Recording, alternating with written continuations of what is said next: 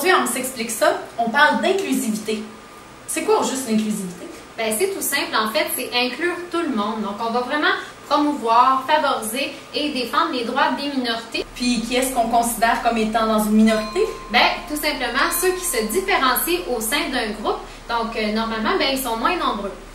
Alors, plus précisément, aujourd'hui, on va y aller dans le spécifique avec les minorités quant à l'identité de genre et l'orientation sexuelle. Alors, pourquoi on vous parle de ça aujourd'hui, en fait? C'est parce que l'intimidation, malheureusement, laisse trop souvent des séquelles qui peuvent être plus graves, surtout à long terme. Malgré toute la sensibilisation et les campagnes qu'on voit partout, malheureusement, il y a encore de l'homophobie, ça demeure. Et ça se présente comment? Bien, souvent par des insultes avec les termes comme fif, gay, butch, donc qui peut paraître inoffensif, qu'on a l'impression qu'il sonne simplement comme étant drôle, mais alors que ça peut être très blessant et ça peut être utilisé dans plusieurs contextes et atteindre des personnes sans même qu'on s'en rende compte. Pensez-y, hein, on a tous entendu déjà quelqu'un se faire traiter de nom de la sorte. Donc, en fait, ces insultes-là peuvent avoir des retombées sur un peu tout le monde. Hein? Pensez-y, des insultes à caractère homophobe, on en envoie aux hétérosexuels, aux non-hétérosexuels, et souvent, ça arrive lorsqu'on ne correspond pas aux stéréotypes de genre. L'homophobie en description, c'est quoi? C'est de la crainte, c'est de la haine, c'est du rejet, du dégoût envers les personnes qui sont homosexuelles ou l'homosexualité en général.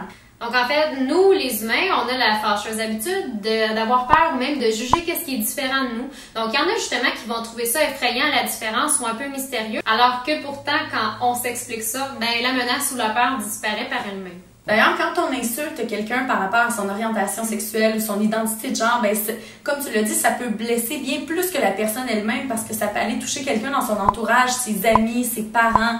D'ailleurs, on a de plus en plus de jeunes qui arrivent dans les écoles, autant au niveau primaire que secondaire, et qui sortent d'une famille non traditionnelle sur le plan sexologique. Donc, c'est-à-dire une famille qu'on va appeler homoparentale. Et ça, bien, ça peut créer un grand stress pour le jeune qui rentre à l'école pour toutes sortes de raisons, en fait. Donc, qu'est-ce que c'est une famille homoparentale? Donc, à ne pas confondre avec monoparentale ou autre, vu qu'on reste dans le contexte sexologique. Homoparental, c'est qu'il y a au moins un parent qui est homosexuel, puis on applique le même principe pour les familles biparentales, donc il y a au moins un parent qui est bisexuel, ou les familles, par exemple, transparentales, où à ce moment-là, ben, ce serait au moins un parent qui serait transsexuel ou transgenre. Et ça, comme on l'a dit, ben, ça peut créer un gros stress chez le jeune, soit qui est lui-même non hétéro ou qui vient d'une famille, comme on l'a dit, non traditionnelle sur le plan sexologique. Fait que ça peut créer toutes sortes de questionnements. Donc, il y en a qui peuvent penser, ben, les gens de ma classe vont trouver que je suis bizarre, par exemple. Je vais peut-être être traitée différemment par mon entourage, c'est à cause de ma famille. Ou ma famille et moi seront insultés. Ou bien ma famille et moi, on ne sera pas perçus comme les autres familles au sein de l'école. Les parents de mes amis vont leur interdire de venir chez moi. Ou bien les autres vont peut-être penser que je suis pas hétéro parce que mes parents ne sont pas. Donc, ça ressemble en fait aux insécurités ou aux peurs qu'on peut retrouver chez ces jeunes-là. Et puis, qu'on soit un jeune hétéro ou non hétéro, d'une famille traditionnelle ou non traditionnelle, au final, qu'est-ce qu'on veut? Tout d'abord, se sentir en sécurité, hein? Surtout à l'école, vu qu'on est tenu d'y aller presque tous les jours. Et on veut surtout se sentir accepté par son entourage, par les gens à l'école. Et aussi, on veut sentir que sa famille est acceptée et non juste tolérée. Alors, pour atteindre ces objectifs-là, qu'est-ce qu'on doit faire? Bien, le mieux, ça serait d'éliminer complètement toute l'intimidation et la discrimination. Alors ça passe par quoi? Bien, ça commence par l'inclusivité. Une des pistes de solutions qu'on vous propose, ça peut être par exemple de créer une alliance. Donc, on a déjà vu ça dans certaines écoles, ça s'appelait une AEGH, donc Alliance d'étudiants gays et hétérosexuels. Donc, on retrouve plusieurs jeunes qui vont s'unir ensemble et ça fait référence au principe d'allié. Donc, évidemment, on a une vidéo là-dessus aussi.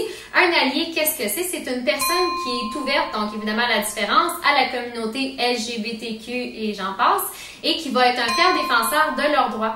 Une autre solution, évidemment, c'est de passer par l'ouverture, hein? L'ouverture d'esprit et surtout l'ouverture aux autres. Donc, comme on l'a dit, éviter les insultes du genre fif, gay ou butch, peu importe, qui peuvent être très blessantes. Parfois, on a l'impression que ça va juste être drôle et ça va faire rire, mais non, c'est pas le cas. C'est pas le genre de terme qu'on doit utiliser. Aussi, ben, ça peut aider de ne pas passer sous silence une situation qui peut être choquante justement à l'égard d'élèves qui sont non hétérosexuels parce que souvent, ben, l'omission ou le silence, ça fait juste renforcer les préjugés. Donc, si vous êtes témoin d'une situation de ce genre-là, vous pouvez en parler à quelqu'un de confiance, par exemple un professeur, un parent ou même un ami. Donc, juste d'en parler, de ne pas passer sous silence qu'est-ce qu'on a vu, ça aide grandement. D'ailleurs, ça passe aussi par le respect et le soutien. Hein? Se sentir respecté et soutenu par les autres élèves, ça va aider beaucoup le processus d'adaptation d'un jeune qui n'est pas hétéro ou qui vient d'une famille non traditionnelle. Donc, ce qu'il faut retenir de nos solutions, c'est que c'est des gestes tout simples qui peuvent faire une très grande différence. Donc, suivez-nous la semaine prochaine pour d'autres capsules sur On s'explique ça.